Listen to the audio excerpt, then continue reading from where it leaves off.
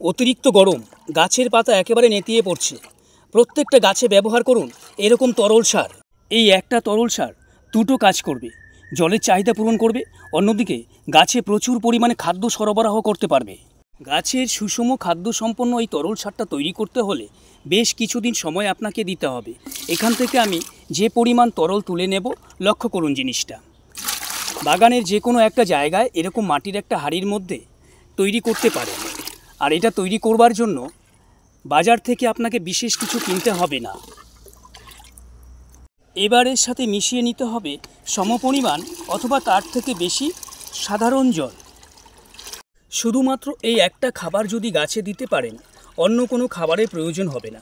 এর মধ্যে রয়েছে সর্ষের খোল, রয়েছে গোবর, অ্যালোভেরার পাতা, হলুদ, ছাই, সাধারণ মাটি, এছাড়াও আরও বিভিন্ন উপাদান, কলার খোসা, যা কিছু পাবেন বাড়ির আশেপাশে, মানে গাছ যেটাকে গ্রহণ করতে পারবে, সেগুলো প্রত্যেকটা এক জায়গায় জলের মধ্যে এভাবে পচাবেন। তবে বাগানে লিকুইড খাবার ব্যবহারের আগে সতর্ক থাকতে হবে, ভিজে মাটিতে কখনোই এটা দেবেন না।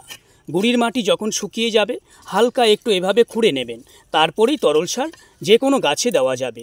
ভিজে মাটিতে দিলে সেটা হিতে বিপরীত হতে পারে, এমনকি গাছটা মরেও যেতে পারে। এই নিয়মটা অবশ্যই ফলো করবেন।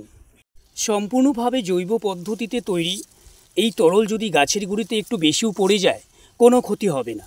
এটা মনে রাখবেন, সলিড অপেক্ষা লিকুইড সার গাছ দ্রুত গ্রহণ করতে পারে। আর যে কোনো ছোট গাছের ক্ষেত্রে যদি এই লিকুইডটা ব্যবহার করেন, গাছ দ্রুত বৃদ্ধি পাবে। বাগানের যে সমস্ত গাছে ফুল আছে, সবজি গাছ হোক বা ফল গাছ হোক, সেখানেও এটা প্রয়োগ করুন, কারণ এর মধ্যে প্রচুর পরিমাণে পটাশিয়ামেরও সোর্স রয়েছে। ব্যবহার করতে করতে যখন তরলটা প্রায় শেষ হয়ে যাবে, সেই সাথে বাগানে প্রচুর পরিমাণে আগাছা জন্ম হয়। এই আগাছাগুলি তুলে নিয়ে বাইরে ফেলবেন না, সরাসরি এই হাঁড়ির মধ্যে রেখে দিন। এখান থেকে আমরা সার পেয়ে যাব। বাসি ভাত তো আমরা ব্যবহার করি বাগানের কাজে, বাসি ভাত এখানেও রেখে দেবেন। এখান থেকে ডিকম্পোস্ট হবে, তারপরে সেটা সমস্ত তরলের মধ্যে মিশে যাবে। সেই তরলটাই আমরা বাগানে ব্যবহার করব। পরিষ্কার জল দিয়ে আবার এই পাত্রটাকে ভর্তি করে রেখে দিন, তবে মুখটা ঢাকনা দিয়ে দেবেন, নতুবা এখান থেকে একটা দুর্গন্ধ বেরোবে। যদি মনে করেন আমার দেওয়া এই তথ্য উপযোগী, তাহলে বাগানে প্রয়োগ করুন।